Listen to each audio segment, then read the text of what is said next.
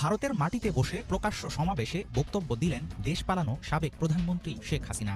বাংলাদেশের গণ অভ্যুত্থানে আইনশৃঙ্খলা রক্ষাকারী বাহিনী দ্বারা নয়, বরং জামায়াত ইসলামী সৃষ্ট দাঙ্গায় শত শত মানুষ নিহত হয়েছে বলে অভিযোগ করেছেন ব্রিটিশ এমপি ব্যারি গার্দিনার। একদিন আগে সাবেক প্রধানমন্ত্রী শেখ হাসিনা যুক্তরাজ্যে ভার্চুয়ালি যে ভাষণ দিলেন, সেই ভাষণকে নিয়ে নানা রকম আলোচনা, নানা রকম গবেষণা চলছে। আমাদের বঙ্গবন্ধু কন্যা দেশরত্ন শেখ হাসিনা এবং বাংলাদেশের নির্বাচিত প্রধানমন্ত্রী শেখ হাসিনা এবং তার ছোট বোন শেখ রেহেনাকে নিয়ে কটূক্তি করেছেন, অশালীন বক্তব্য দিয়েছেন। মুহূর্তে শাসন কার্য পরিচালনায় যে একটা বিবর্তন আনতে চাচ্ছেন, পরিবর্তন আনতে চাচ্ছেন, সফলতা দেখাতে চাচ্ছেন, বলতে গেলে সবকিছুতেই একেবারে গোড়ার দিকে গলদ দেখা দিচ্ছে। দেশ বা প্রবাসের যেখানে বসে আমাদের দেখছেন, সবাইকে জানাই আমাদের চ্যানেলের পক্ষ থেকে স্বাগতম। আমেরিকার পর রবিবার ব্রিটেনে এক সভায় ভার্চুয়ালের মাধ্যমে বক্তৃতা দেন সাবেক প্রধানমন্ত্রী শেখ হাসিনা। ব্রিটেনের আওয়ামী লীগ নেতাকর্মীরা এই আয়োজন করে। এদিকে ডক্টর মোহাম্মদ ইউনূসের ট্যাক্স ফাঁকি দেওয়ার কারণে পদত্যাগ হওয়ার সম্ভাবনা রয়েছে, আর আওয়ামী লীগ নেতাকর্মীরা 16 বা 18 তারিখের মধ্যে মাঠে নামবেন। দর্শক, কথা আর বাড়াবো না, চলুন স্ক্রিনে দেখে আসি সেই প্রতিবেদনগুলো। ডিসেম্বর সাবেক প্রধানমন্ত্রী শেখ হাসিনা যুক্তরাজ্যে একটা সভা, ভার্চুয়ালি সভাতে বক্তৃতা করলেন। বেশ দীর্ঘ বক্তৃতা। সেই বক্তৃতা এখন ফেসবুক, ইউটিউবেও পাওয়া যাচ্ছে। সেই বক্তৃতাতে শেখ হাসিনা অনেক কিছু বলেছেন, বিচারের কথা বলেছেন। বিচার তিনি যেদিনই হোক, এই তার ভাষ্যে যারা অপরাধী, অর্থাৎ ডক্টর ইউনূস সরকার সহ ইউনূস গং যারা অপরাধী, তার ভাষ্যে তাদের তিনি বিচার করবেন, বিচার করেই ছাড়বেন, এমন কথা বলেছেন।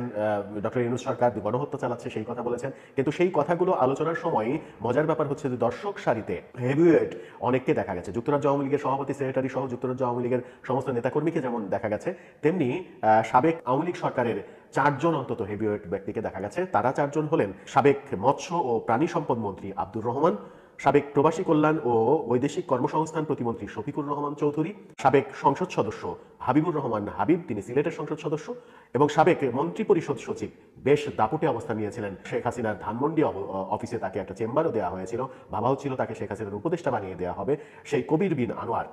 তাদেরকে প্রথম সারিতেই দেখা গেছে, প্রথম সারিতে বসে শেখ হাসিনার ভাষণ শুনেছেন। এই 4 জনকে যখন দেখা গেল, আবারও বলছি এই 4 জনের নাম: সাবেক মৎস্য প্রাণী সম্পদ মন্ত্রী আব্দুর রহমান, সাবেক প্রবাসী কল্যাণ ও বৈদেশিক কর্মসংস্থান প্রতিমন্ত্রী শফিকুর রহমান চৌধুরী, সাবেক সংসদ সদস্য হাবিবুর রহমান হাবিব এবং সাবেক মন্ত্রী পরিষদ সচিব কবির বিন আনোয়ার। এই 4 জনকে যখন ওই সমাবেশে দেখা গেল, তখন প্রশ্ন উঠেছে, শুধু এই 4 জনই কি যুক্তরাজ্যে অবস্থান করছেন? অবশ্য আরেকজনকে দেখা গেছে, তিনি সিলেটের মেয়র আনোয়ারুজ্জামান চৌধুরী। তাকে আগেও দেখা গেছে যুক্তরাজ্যে যে তিনি গেছেন, এবং যুক্তরাজ্যের প্রবাসী তিনি ছিলেন, প্রবাস থেকে এসে সিলেটের মেয়র হয়েছিলেন, তাকে দেখা গেছে। এবং এই আয়োজনের অন্যতম উদ্যোক্তাই তিনি সাবেক প্রধানমন্ত্রী শেখ হাসিনার সঙ্গে যোগাযোগ করে এই ভাষণের ব্যবস্থা করেছেন। কিন্তু প্রসঙ্গ হচ্ছে যে যাদেরকে দেখা গেল, যে 4-5 জনকে দেখা গেল, এই 4-5 জনই কি যুক্তরাজ্যে অবস্থান করছেন, নাকি আরো বেশি সংখ্যক মন্ত্রী এমপিরা যুক্তরাজ্যে অবস্থান করছেন? এই প্রথম ভারতে যারা অবস্থান করছেন তাদের চেহারা এখন পর্যন্ত দেখা যায়নি, কিন্তু এই প্রথম একাধিক জনকে একটা অনুষ্ঠানে প্রকাশ্যে আসতে দেখা গেল, যারা সাবেক প্রধানমন্ত্রী শেখ হাসিনা সরকারের বিভিন্ন দায়িত্ব ছিলেন, মন্ত্রী ছিলেন, এমপি ছিলেন, সচিব ছিলেন। তাদেরকে প্রথমবারের মতো দেখা গেল। এই দেখা যাওয়ার মাধ্যমে নতুন কোনো বার্তা আসলো কিনা, সেটাও একটা বড় প্রশ্ন। এই দেখা যাওয়ার মাধ্যমে যুক্তরাজ্যে যখন তাদেরকে দেখা গেল, তখন তারা কি নতুন কোনো বার্তা দিতে চাইলেন যে আমরা আছি, আমরা দৃশ্যমান, আমরা হারিয়ে যাইনি, আমরা পালিয়ে যাইনি, পালিয়ে তো গেছেনি, এরকম বলার চেষ্টা কি তারা করছেন এই উপস্থিতির মাধ্যমে, নাকি অন্য কোনো বার্তা দিচ্ছেন, যে বার্তা বেশ ভয়ানক বার্তা হতে পারে বর্তমান সরকারের জন্য, সেরকম কোনো বার্তা দিচ্ছেন? এদিকে বর্তমান অন্তর্বর্তীকালীন সরকার কিন্তু সাবেক প্রধানমন্ত্রী শেখ হাসিনার হেট স্পিচ, অর্থাৎ যে সকল কথাবার্তা সংক্রমণ হচ্ছে, বিদ্বেষ ছড়াচ্ছে, ঘৃণা ছড়াচ্ছে, সেই বক্তব্যগুলো গণমাধ্যমে প্রকাশিত না করার জন্য নির্দেশ দেওয়া হয়েছে। আন্তর্জাতিক অপরাধ ট্রাইব্যুনাল থেকে সেই নির্দেশ দেওয়া হয়েছে, এবং সরকারকেও দায়িত্ব দেওয়া হয়েছে কোনগুলো হেড স্পিচ হবে, কোনগুলো হবে না, সেগুলো যাচাই বাছাই করে পদক্ষেপ নিতে। ইতিমধ্যেই যেগুলো ফেসবুকে, ইউটিউবে রয়েছে, সেগুলোকে ফিল্টার করে ফেলে দেওয়ার জন্য ফেসবুক এবং ইউটিউবকে রিকোয়েস্ট করার কথাও বলা হয়েছে।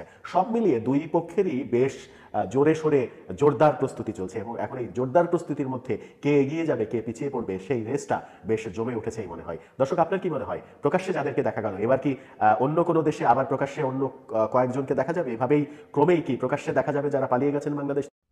অবৈধ অসাংবিধানিক সরকারের আইন উপদেষ্টা নজরুল ইসলাম ওরফে আসিফ নজরুল আমাদের বঙ্গবন্ধু কন্যা দেশরত্ন শেখ হাসিনা এবং বাংলাদেশের নির্বাচিত প্রধানমন্ত্রী শেখ হাসিনা এবং তার ছোট বোন শেখ রেহেনাকে নিয়ে কটূক্তি করেছেন, অশালীন বক্তব্য দিয়েছেন এবং আজে বাজে কথা বলার চেষ্টা করেছেন।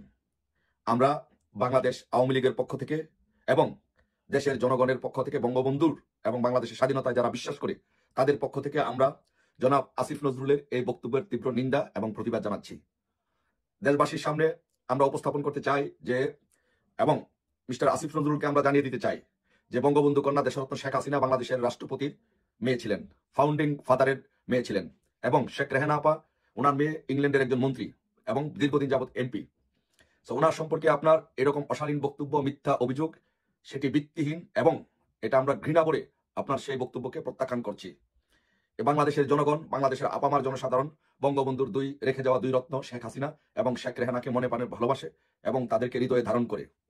কিন্তু আপনি অবৈধ সরকারের আইন উপদেষ্টা হয়ে অবৈধভাবে ক্ষমতা দখল করে আপনি যেভাবে মিথ্যাচার করে বঙ্গবন্ধুর দুই কন্যাকে শেখ হাসিনা এবং শেখ রেহানাকে যেভাবে মিথ্যা অপবাদ দেওয়ার চেষ্টা করেছেন, এটার জন্য আমরা তীব্র নিন্দা এবং প্রতিবাদ জানাচ্ছি এবং আপনাকে হুঁশিয়ার উচ্চারণ করে দিচ্ছি যে এই বাংলাদেশের মাটিতে বঙ্গবন্ধুর দুই কন্যাকে নিয়ে আপনার এই ধরনের মিথ্যাচার করার প্রতিবাদে, মিথ্যাচার করার জন্য এই বাংলাদেশের জনগণ অবশ্যই একদিন আপনার এর বিচার করবে ইনশাল্লাহ। মোহাম্মদ ইউনূস রাজনীতিতে কিংবা অর্থনীতিতে কিংবা এই মুহূর্তে শাসন কার্য পরিচালনায় যে একটা বিবর্তন আনতে চাচ্ছেন, পরিবর্তন আনতে চাচ্ছেন, সফলতা দেখাতে চাচ্ছেন, বলতে গেলে সবকিছুতেই একেবারে গোড়ার দিকে গলদ দেখা দিচ্ছে।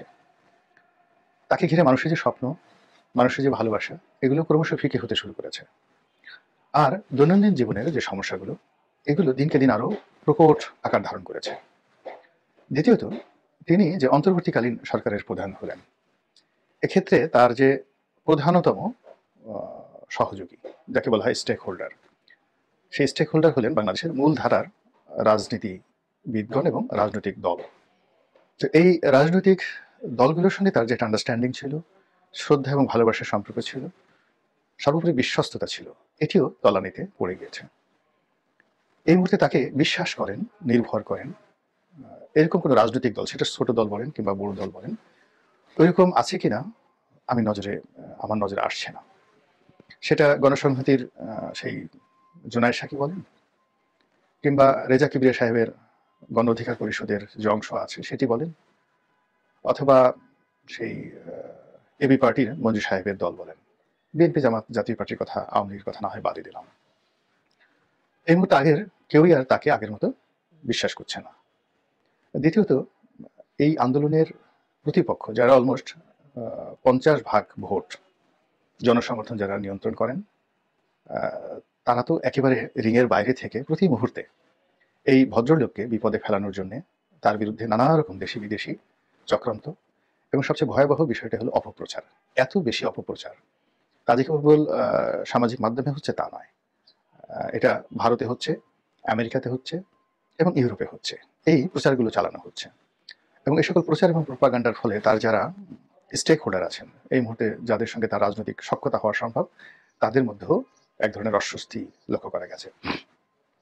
যেমন ধরুন, এই কয়েকদিন আগে তিনি একটি রাজনৈতিক ঐক্যের ডাক দিলেন এবং আওয়ামী লীগের সঙ্গে যারা 14 দল যারা ছিলেন, অর্থাৎ আওয়ামী লীগ জাতীয় পার্টি, তারপর সেই জাসদ, ওয়ার্কার্স পার্টি, তরিকত ফেডারেশন, এরকম 14টি যে দল ছিল, তারা ছাড়া অন্যান্য যে সকল ছোট দল, মানে বিএনপি জোটে নেই, আবার আলাদা ভাবে জোট করার মতো না, এরা ছোট ছোট দল কিন্তু বেশ সক্রিয়।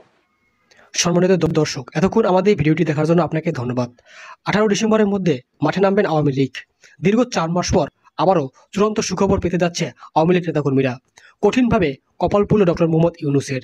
দেশ চালাতে সম্পূর্ণ ব্যর্থ হচ্ছেন তিনি। রবিবার আওয়ামী লীগ নেত্রী শেখ হাসিনা লন্ডনে সমাবেশ করেন। তিনি সেখানে বলেন, বাংলাদেশে এখন অরাজক চলছে, নাগরিকদের মধ্যে শান্তি নেই, দেশে চুরি ডাকাতি চলছে, ন্যায় বিচার চাওয়ার মতো কোনো ব্যবস্থা নেই।